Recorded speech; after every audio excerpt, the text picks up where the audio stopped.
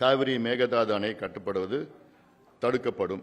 இது நான் ஏற்கனவே நான் உங்ககிட்ட சொல்லிட்டேன். நான் let's not go deep into this. ஏன்னா இது எல்லா வகையான சட்ட போராட்டம், நீதி போராட்டம், அரசியல் போராட்டம் எல்லாமே செய்யணும். இதற்கு முதலமைச்சர் ஒரு அனைத்து கட்சி கூட்டத்தை உடனடியாக கூட்டணும். இந்த பட்ஜெட் செஷன் முடிட்டு கூட்டணும்.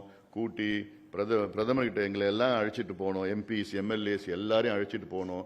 போய் ப்ரெஷர் கொடுக்கணும், அழுத்தம் கொடுக்கணும். ஒரு பக்கம் அரசியல் அழுத்தம் கொடுத்துட்டே இருக்கணும். ஆனால் பொலிட்டிக்கல் நீதித்துறையில் கேஸ் மேலே கேஸ் போடணும். என்வாயர்மெண்ட்டுக்கு ஒரு கேஸ் போடணும்.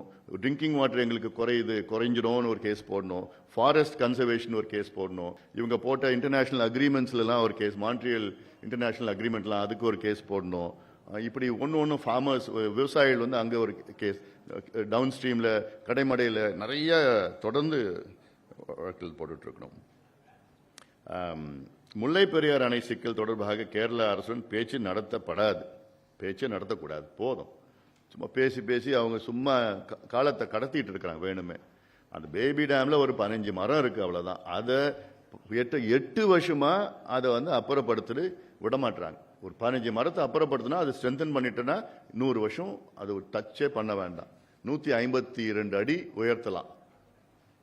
இதை விடாமல் பார்த்துட்டு இருக்காங்க. இது ஏதோ ஒரு பண்ணிட்டு இருக்காங்க. அதனால நீர்ப்பாசன திட்டங்கள் புத்தெழுச்சியுடன் செயல்படுத்த தமிழ்நாடு நீர்ப்பாசன திட்ட செயலாக்க ஆணையம் என்ற புதிய ஆணையத்தை அமைக்கப்படும். Tamil Nadu irrigation projects executing commission.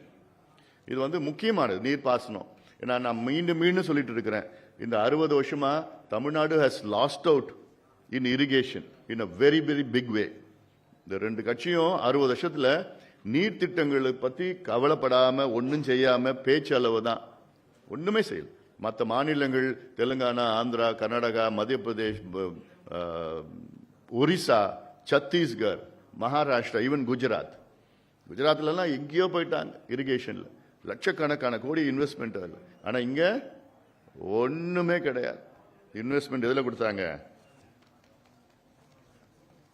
கோடை காலத்தில் பாவம் 5000 ரூபாய் கொடுப்போம். நாங்கள் ரொம்ப வெயில் இருக்கு, உங்களுக்கு திடீர்னு நாங்கள் 3000 ரூபாய் கொடுப்போம்.